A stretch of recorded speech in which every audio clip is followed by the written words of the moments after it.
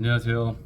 요즘에 별다른 정책 자금에서 뭐 새롭게 나오거나 새롭게 바뀐 지점이 많지 않고, 그리고 사실 제가 느끼기에는 5, 6년 사이에 올해처럼 그렇게 정책 자금 받기가 힘들었던 시기가 없었던 것 같습니다. 그래서 뭐 순환공인 정책 자금 같은 경우에 거의 8월부터 소진이 됐고요. 뭐 중소벤처기업진흥공단 자금들도 9월, 10월부터 뭐 거의 대부분 소진이 되고, 사실 웬만해서는 신용보증기금이나 기금 또 재단 그런 것들은요, 어차피 돈을 빌려주는 주체는 은행이기 때문에 은행들이 보통 또 연말에는 또 많이 마감들을 한단 말이죠. 실적을 더 많이 채워서. 그리고 그 중에서 뭐 이 기업은 진짜 우량하고 대출을 해줘도 괜찮다 싶은 기업은요, 뭐 연말이라 하더라도 자신들이 결국 대출로 장사를 하는 거기 때문에 대출을 해주긴 합니다. 하지만 정말 이 영상을 보시는 그리고 대부분의 사업자분들은요, 특히 연말에 너무 빠르게 자금이 막혀서 많이 힘드실 거라고 생각합니다. 그리고 가뜩이나 경기도 어려운 상황에서 자금도 막히고 힘든 상황이라서 정말 이게 좀 쉽지 않은 시기라고 생각을 합니다. 제가 관리하는 곳 중에서 지금 올해 가장 많이 받은 곳은요, 예를 들어서 뭐 23억, 10억, 2억, 3억 그런 식으로 받은 것들이 있는데, 대략적으로 사실 올해만 해도 한 54억 이상을 받았어요. 근데 그게 가능했던 이유는 제가 관리하고 있는 기업들이 한 20개 안쪽이 있는데, 몇 군데 큰 규모의 기업들, 몇 군데 정말 사업이 괜찮은 기업들이 뭐 한 20억 이상 받고 뭐 10억 이상 받고 한 그런 일들이 있어가지고 이렇게 올해 융자를 많이 한 것이지, 사실 올해는 융자를 되게 하기 힘들었던 한 해입니다. 왜냐면은 정부가 원체 기업들이 부실률이 높아지고 기업들이 다들 힘든 걸 알고 폐업률이 높아지다 보니까, 사실 그런 기업한테 돈을 빌려줘서 못 갚으면은 그게 리스크잖아요. 그래서 되게 대출이 힘들었던 한 해인데, 사실 그러다 보니까 제가 이렇게 관리했던 곳들도 작년에 미리 준비하지 않았으면 올해 이렇게 자금을 받기 쉽지 않았을 것 같아요. 그러면은 제가 관리한 기업은 어떻게 이렇게 잘 올해 그래도 받았냐, 그리고 뭐 많이 받기도 했지만 그렇게 소규모의 기업으로 어떻게 이렇게 많은 액수를 받았냐, 사실 그건 되게 단순합니다. 가능한 인증, 특허, 연구소 등을 미리 준비하고 그 전년도에 준비를 한 거겠죠.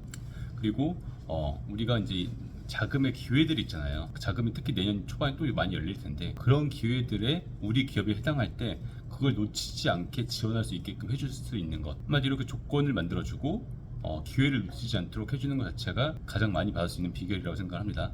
그리고 또 이제 자금을 신청했으면은 일단 자신 기업의 장단점을 명확히 파악하고 장점에 대한 어필을 놓치지 않고 하는 것, 그 단점에 대해서는 대안을 마련해 놓고 상담을 하는 것, 한 이 정도가 될 수 있겠죠. 근데 우리가 아시다시피 그냥 자금이라는 건요, 인터넷만 할 줄 아는 대표님들이라면 누구나 혼자서도 할 수가 있습니다. 근데 이렇게 혼자서 할 수 있는데 불구하고 대표님들이 막 5에서 10%, 이제 많게는 뭐 몇십 퍼센트의 수수료를 주고 남들에게 맡기죠. 그 이유가 가장 뭐냐, 불안한 마음이에요. 근데 사람이 불안한 마음이 들잖아요. 그러면은 판단력이 흐려지게 되고요, 불안한 마음이 들잖아요. 그러면요, 뭔가 좀 감언이설 같은, 그리고 조금 더 믿을만해 보이는 사람들한테 너무 쉽게 현혹이 됩니다. 근데 절대 그러실 필요가 없고요. 내가 만약에 2, 3개월 안에 누구한테 맡겨서 돈을 받았잖아요. 그러면 이미 대표님이 스스로 해도 돈을 받을 수 있었을 자금들입니다. 다만 그 사람은 경로와 방법을 알고 있었을 뿐이죠. 그러니까 우리가, 제가 생각했을 때는요, 컨설팅을 제대로 한다는 건요, 그리고 자금을 제대로 해준다는 거는 물론 기회와 방법을 놓치지 않도록 해주는 것도 맞는데, 가장 중요한 것은 미리 준비하고 미리 기업의 조건을 만들어 가는 것입니다. 그래서 단지 경로와 방법만 알려주잖아요. 그거는 사실 그냥 단순한 대행 업무자 아니면은 브로커에 가깝다고 생각을 합니다. 그런데 그런 분들한테 대표님들이 그렇게 큰 수수료를 주고서 맡기는 것은 그건 잘못됐다고 생각을 해요. 그래서 안 그래도 얼마 전에도 순환공인 정책자금, 그러니까 순환공인시장진흥공단에서도 그런 식으로 영상을 만들었더라고요. 뭐 유심칩을 브로커한테 건네가지고 그 브로커가 유심칩을 이용해서 진짜 뭐 잘못된 대출을 뭐 실행했다든지, 사실 저도 결국 뭐 듣도 보도 못한 방법들을 요즘에 이렇게 쓰고 있는 것 같아요. 예. 그런데 그렇게 남한테 함부로 내 운명을 의탁하거나 내 상황을 의탁하면은 위험하고, 그리고 그렇게 소비된 돈은 지금 내가 힘든 것보다 몇 배로 나를 힘들게 만들 수 있으니까 그런 거 하지 말아야 되겠죠.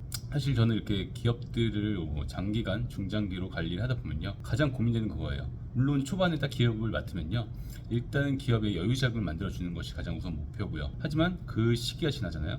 그러면요, 더 어려운, 어떻게 더 세금을 아낄 수 있고, 어떻게 더 한마디로 그 무료 지원금을 받으면서 고정 비용을 아낄 수 있고 한 부분에 많이 이제 생각을 하게 됩니다. 사실 그 지점이 더 어렵고요. 자금이라는 것은 어떻게 보면 사행성이 섞여 있어가지고 사실 조건이 되는 데는 되는데 조건이 애매한 데들은 될 수도 있고 안 될 수도 있고, 그리고 내가 계산할 수 없는 경쟁, 상대평가의 위치에 처해 있기 때문에 자금이라는 것은 사실 기본 조건과 기초만 잘 해놓으면은 그 다음부터는 꾸준히 컨택하는 것이 답입니다. 오늘은 이렇게 정치자금이 메마른 요즘에 어떻게 그나마 조금 더 잘 받을 수 있을까, 그리고 잘 받는 노하우가 뭐가 있을까를 또 이제 알아봤는데요. 결국은 잘 받는 노하우는 작년에 미리 준비하고, 그리고 올해 연말에서는 정말로 여태까지 남아있는 자금들 중에서는 일단 이것저것 일단 시도를 해보는 거, 시도를 해보되 그거를 무리하게 남한테 맡기지 않는 것, 그리고 스스로 해보는 것. 그래서 올해는 만약에 내가 스스로 해봤지만 안 됐다고 하더라도 그 경험치와 그 훈련된 내용을 가지고 내가 미리 우리 기업을 좋게 세팅하잖아요. 그럼 내년에는 자금을 더 쉽게 받으실 수 있고, 이번에 실패가 결코 그냥 헛된 것이 아니게 될 것입니다. 영상이 길어졌는데 이상으로 해결사 조 팀장이었습니다.